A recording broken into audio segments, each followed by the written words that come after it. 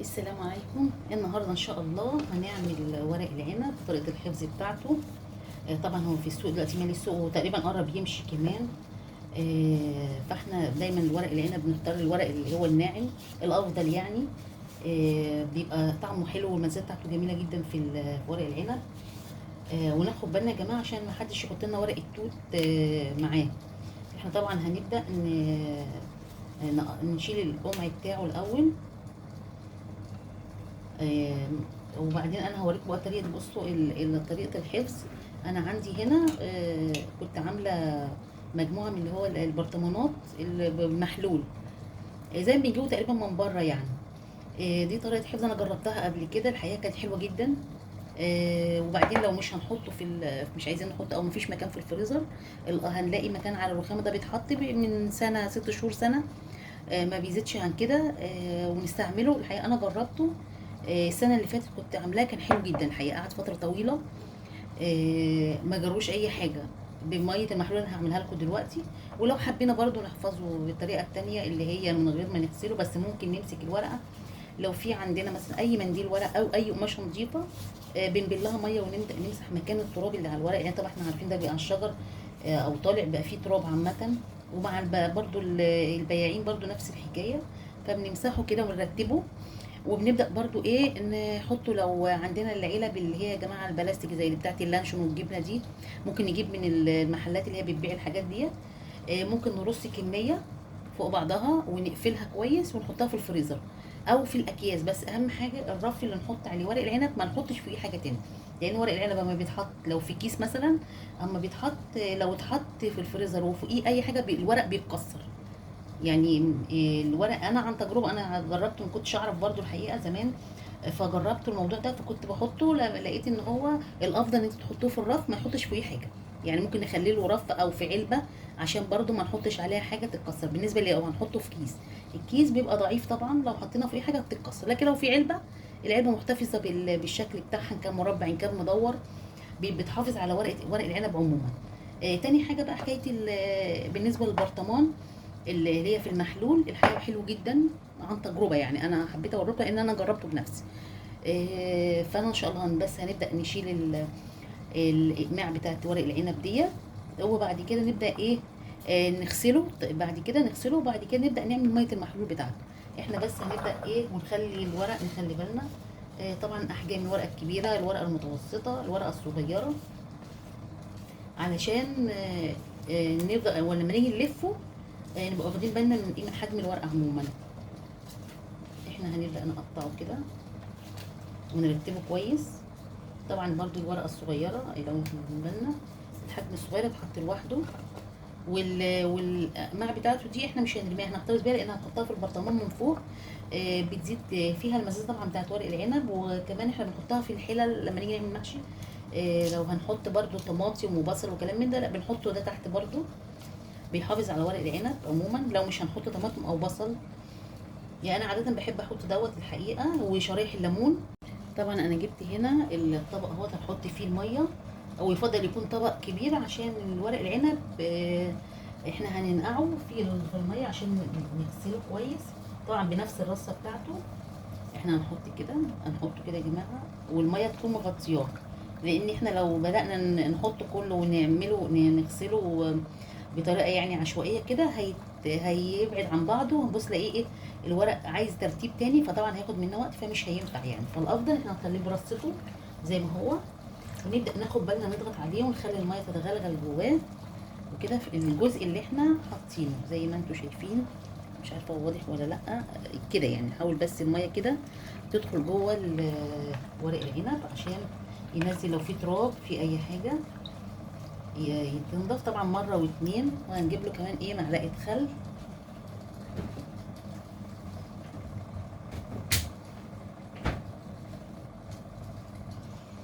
هنجيب معانا نحط له معلقه خل في الميه دي بس لمجرد الغسيل يا جماعه من الاول يعني.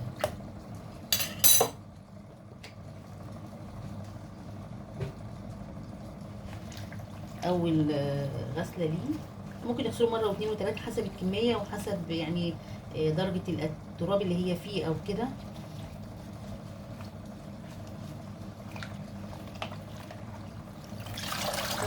اوريه لكم يعني عشان يبقى معمول كل مره واحده قدامكم.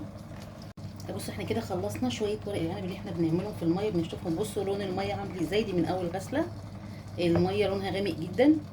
فالافضل ان احنا مره واثنين وثلاثه لحد ما الميه تبقى نظيفه. انا كده مليته ميه نظيفه اهوت. هنبدا نحط برضه اول جزء في ورق العنب، هنحط تاني ننقعه تاني ونغسل الطبق اللي كان فيه عشان يبقى برضه مطمنين واحنا بنشيله ونحطه في الطبق. لان بما انه كان بيبقى في الشارع يا جماعه مليان تراب، فيعني دي حاجه متوقعه. ده مليان تراب، الميه بتاعته لازم تبقى غامقه مش نظيف، فاحنا لازم ناخد بالنا لان معرض للتراب والهواء والحشرات كل حاجه.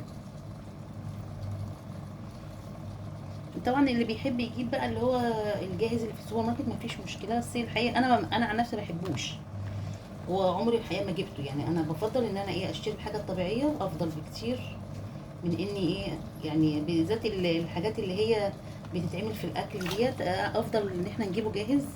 طبعا في حالات استثنائيه لو في ظرف في حاجه بقى دي الناس بتبقى مضطره، لكن الافضل ان احنا نعمله بايدينا في البيت بما انه في السوق دلوقتي. جبت كده. احنا كده خلصنا غسيل ورق العنب، احنا غسلناه 3 مرات يا جماعه، المرتين اللي انا قلتهم لكم ومره تانية عشان تبقى الميه نظيفه. هنبدا دلوقتي نجيب ميه المحلول بقى اللي احنا هنعملها. هنجيب 4 كوبايات ميه، الميه مغليه عشان بس تبقوا عارفين، او سخنه ممكن نكون نغليها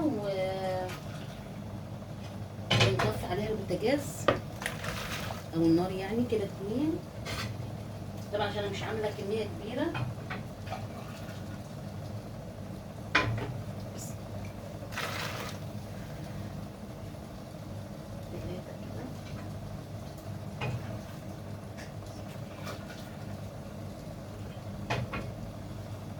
كده 4 كوبايات، طبعا الميه سخنه.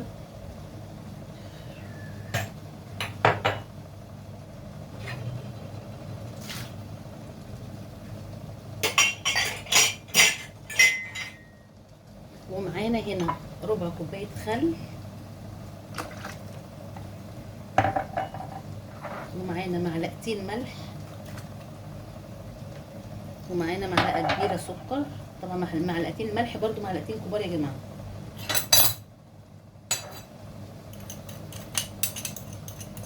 وهنبدا نقلبه.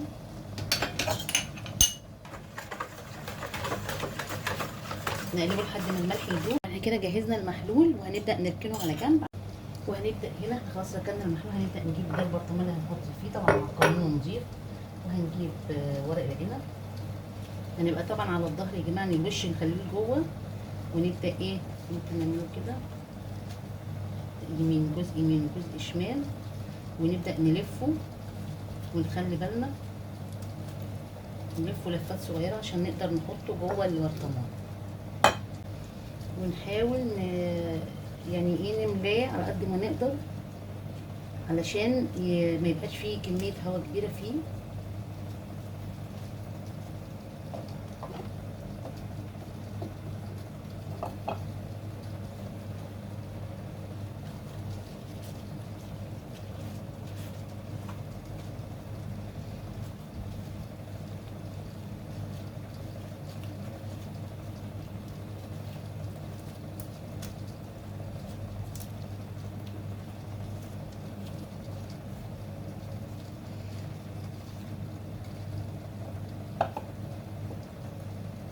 طبعا احنا زي ما احنا شايفين كده حطينا 4 لفات، وهنبدأ برضو نعمل لفة تاني فوق صغيرة.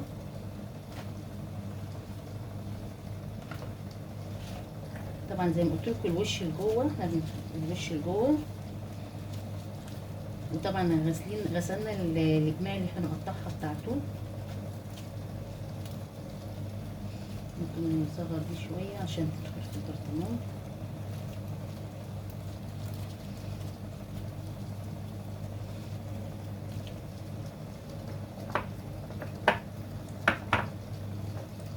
هياخد كمان لفة صغيرة. ممكن بقى ناخد من الورق الصغير دوت جنبه، طبعا واحدة واحدة كده.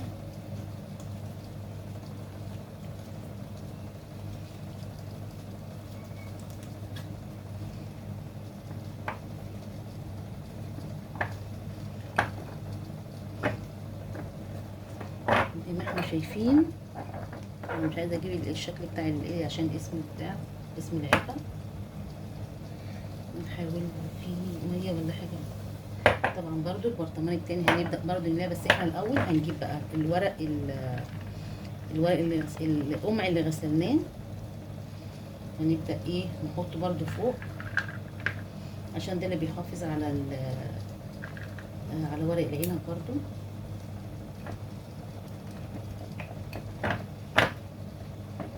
نضغط بيه كويس.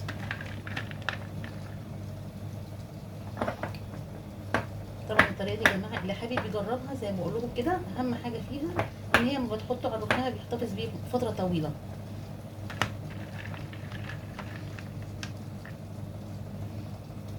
بس طبعا ايه مع الاحتفاظ بيه ناخد بالنا ان احنا الغطا بتاع البرطمان برضو لو دخل هوا هيبدا ايه زي ما نيجي نعمل ايه التكتكه بتاعته ديت. هوريها لكم دلوقتي زي ما انا بقول كده. بصوا هو ده مش مفهوش يعني دوت مفهوش الصوت بتاع التكتكه. لو نيجينا نضغط هنا ولقينا ان الغطا هنا بيعمل تكتكه زي ما نيجي نفتح كده العلب، فدوت ما نقعدوش كتير، يعني ده نبدا نستعمله الاول عشان بس يبقى فاهمين. مش ممكن يكون ساعتها مش هياخد وقت طويل. هنسيب ده كده، نبدا نجيب البرطمان التاني وهنبدا ايه برضو نمسك ورق العنب نلفه بنفس الطريقه.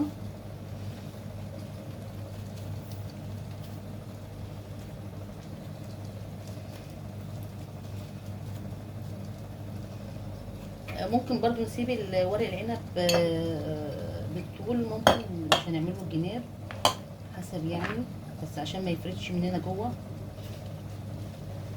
طبعا احنا بنلفه زي ما وريتكم كده طريقه اللف.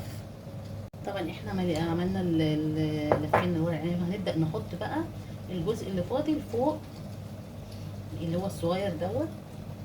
هنبدا ايه يعني نخلي جزء من الصغير موجود عشان نبدا نحط في البرطمان من فوق لو مش هنعرف نلفه كويس، لان الكبير عايز مساحه، فاحنا بنفضل اللي هو الصغير عشان ميبقاش ايه ما ياخدش مساحه كبيره معانا زي ما احنا شايفين كده.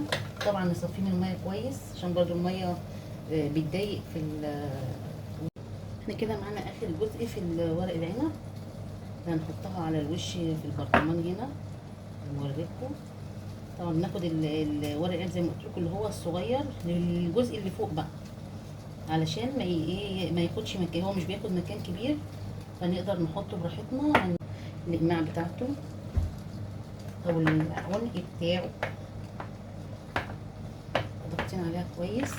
طبعا الميه هنحطها بعد ما نخلص.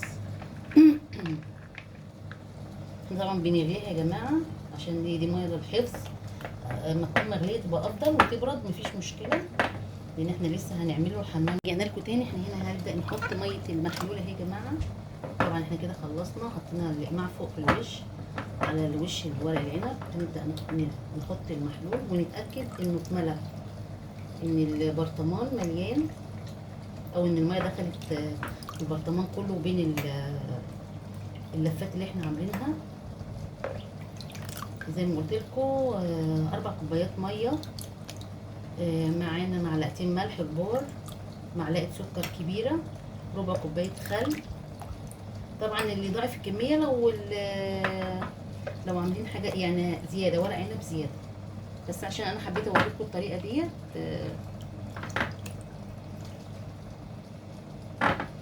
نتاكد ان البرطمان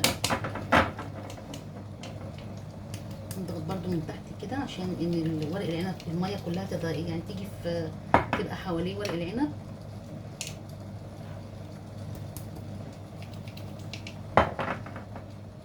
نكمل.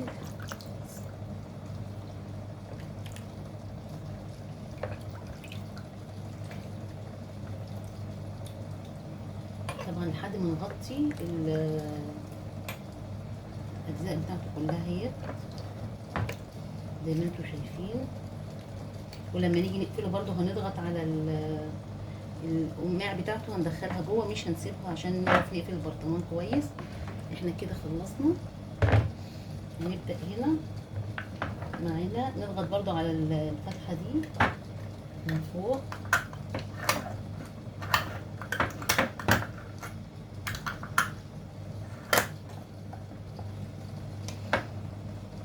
احنا كده اتأكدنا ان المية، بصوا المية كلها واصلة لحد النهاية عشان نعرف يبقى ايه مظبوط، ما يبقاش فيه حاجة ما فيهاش مية اهي. نتأكد كويس، نحاول نحرك البرطمان كله.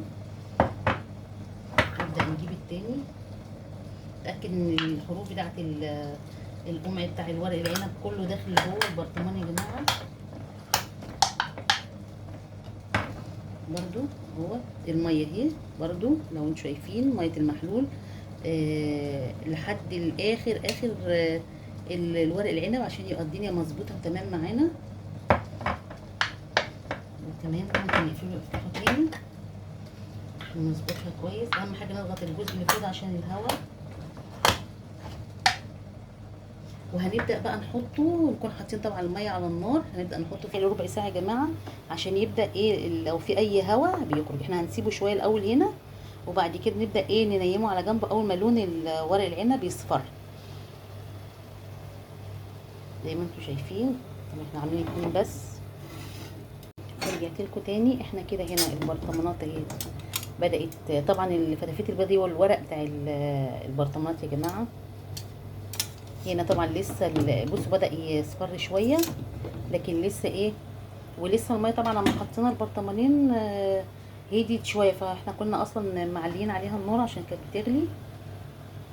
احنا بقى اول ما يبقى لونه ذهبي، لو هو واضح كده عشان اطبق بس، اول ما يصفر شوية عن كده هنبدأ هو بين 10 دقايق ربع ساعة بالظبط نبدأ نرفعه من على النار. وكده معانا جزء صغير من اللي هو ممكن نحطه بنفس من غير ما يتغسل. لو عندنا كيس كده او الاستريتش يا جماعه، بس الحقيقه انا ما بحطوش في استريتش، انا بحطه في الكيس عموما. احيانا نحطه بنفس الطريقه دي، او نحطه ملفوف. يعني الطريقتين ما فيهمش يعني سهلين، بس انا بحطه في عموما في الكيس. انا بحطه مفروض في الكيس لان انا بحطه في الرف بتاع الفريزر زي ما قلت لكم لوحده. طبعا ممكن رف الفريزر اللي هو في التلاجة، مش لازم الفريزر اللي هو الفريزر لوحده، لا فريزر التلاجة. لما نحطه كده ممكن بس نتني كمان ايه الورق، لو الورق الصغير من خفيف ممكن نحاول نكون كده ونخلي بالنا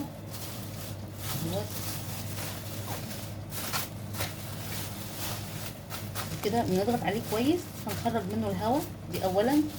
تاني حاجة احنا ممكن نحتفظ بيه كده في الفريزر بنفس الشكل كده. هو يعني يعتبر شبه الاسترتش، بس بامانه انا ما انا بحطه كده في الفريزر في الكيس ملفوف بس مضغوط عليه او مخرجه منه الهواء وضغطاه، يعني شايله منه الهواء خالص زي ما انتم شايفين كده. رجعت لكم تاني. احنا هنا الورق العنب هو طلعناه من الميه بتاعته، طبعا بياخد من 10 دقائق لربع ساعه. احنا طبعا هوريكم دلوقتي الغطا الصوت بتاعه. انا فكه ده تقريبا الاخضر، مهويه شويه الغطا عشان اوريكم بس الصوت بتاعه. طبعا كده حبيت اوريكم اللي هو الفرق بين اللي هو ما فيهوش هوا واللي دخل فيه هوا عشان نعرف بعد طريقه الحفظ. هو ده اول واحد هنبدا بيه في الاستعمال عشان ما ينفعش يتنوا وهو داخله هوا. حبيت اشارككم الطريقه ديت عشان انا جربتها بنفسي. لو عجبكم اتمنى اعرف رايكم، ودعمونا بلايك وشير وسبسكرايب، والسلام عليكم.